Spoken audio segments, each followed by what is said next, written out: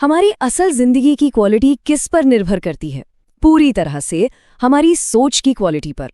मतलब ये कि अगर हम बेहतर सोचना सीख लें तो हम अपनी हकीकत को, अपनी दुनिया को और भी बेहतर बना सकते हैं।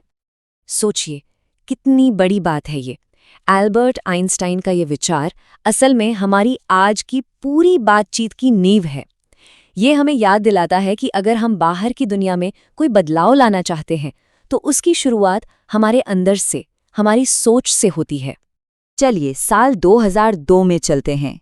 एलन मस्क ने अभी-अभी पेपैल में अपने शेयर बेचे थे और वो रातों रात करोड़पति बन गए थे।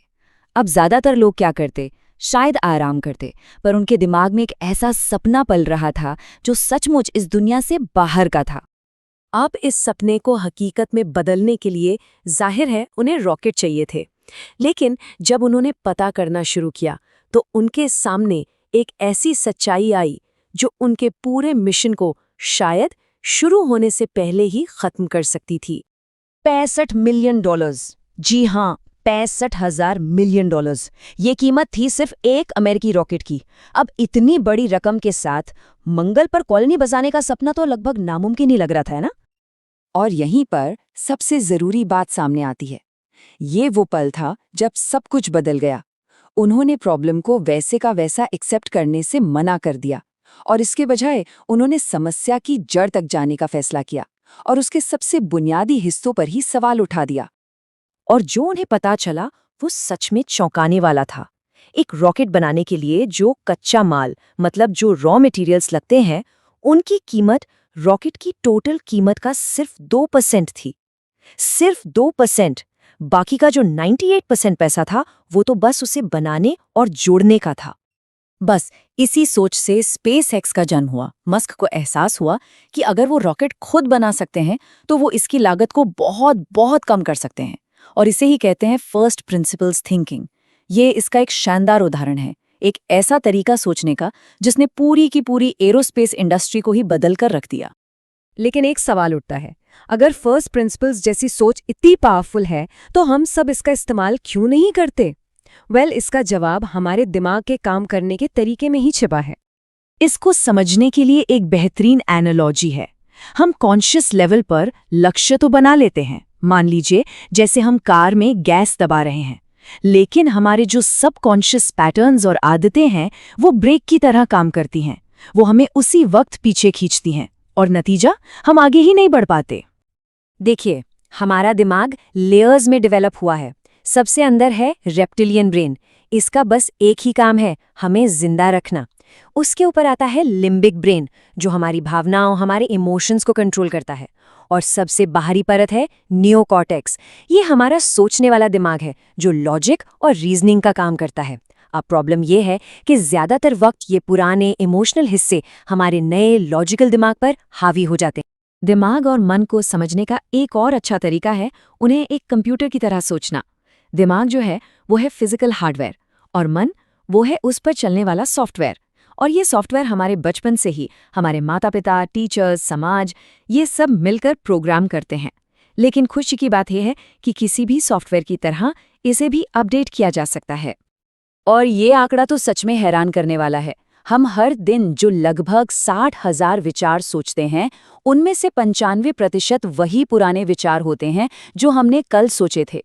इसका सीधा सा मतलब है कि हमारी ज्यादातर मेंटल लाइफ ऑटो पायलट पर चल रही है। हम बस उन्हीं पुराने रास्तों पर बार बार चलते रहते हैं। तो सवाल ये है कि हमारे इस मेंटल सॉफ्टवेयर में कुछ बग्स क्या हैं? खैर, ये वो दिमागी जाल हैं जिन्हें हम कॉग्निटिव बायस कहते हैं और यही हमें खराब फैसले लेने पर मजबूर करते हैं। सीधे शब्दों में कहें तो ये हमारी सोच का एक तरह का शॉर्टकट है।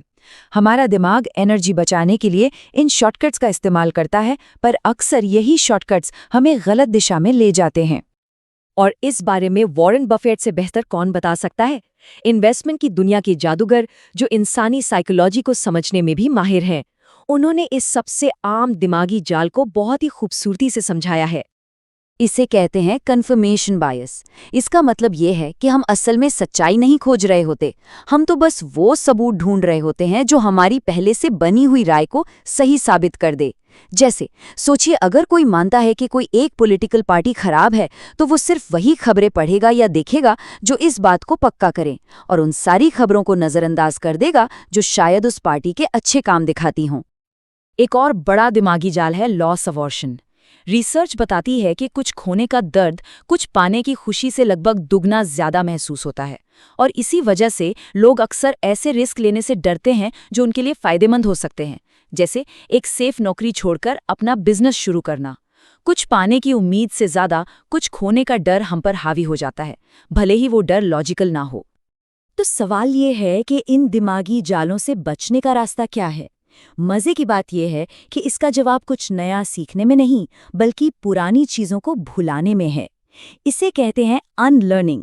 मतलब नए विचारों के लिए जगह बनाने के लिए पहले पुराने बेकार विचारों को दिमाग से निकालना पड़ता है। इस बात को समझने के लिए एक बहुत ही पुरानी और बहुत ही मशहूर ज़ेन कहानी है।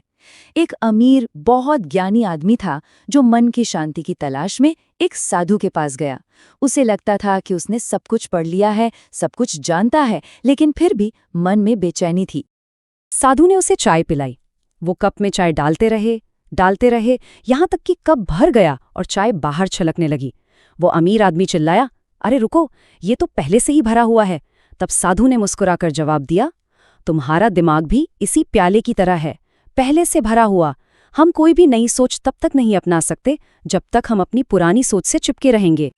तो चलिए अब बात करते हैं कुछ प्रैक्टिकल टूल्स की, ऐसे तरीके जिनसे हम अपनी सोच को असल में बदल सकते हैं। यहाँ दो बहुत ही शक्तिशाली मेंटल मॉडल्स हैं जिनका इस्तेमाल आज से ही शुरू किया जा सकता है। पहला तो वही है फर्स्ट प्रिंसिपल्स, जिसके बारे में हमने एलन मस्क की कहानी में बात की। मतलब किसी भी प्रॉब्लम को उसके बिल्कुल बेसिक फंडामेंटल ट्रूथ तक तोड़कर देखना। और दूसरा है इन्वर्जन, यानी उल्टा सोचना। ये कमाल का टूल है। ये कहता है कि कामयाबी कैसे मिलेगी ये सोचने के बजाय ये सोचो कि नाकामी कैसे मिलेगी, और फिर बस उन चीज़ों से बचो। गलतियों से बचने का और सही रास्ते पर बने रहने का ये एक शानदार तरीका है। और जैसा कि स्टीव जॉब्स ने कहा था, अपनी सोच को साफ करना, उसे बेहतर बनाना आसान नहीं है। इसमें काफ़ी मेहनत लगती है, सेल्फ अवेयरनेस लगती है, लेकिन इसका जो इनाम है वो बहुत बड़ा है। एक बार हम वहाँ पहुँच जाते हैं तो हम सच में पहाड़ हिला सकते हैं। तो आखिर में एक सवाल है जिस पर हम सबको सोचना चाहिए।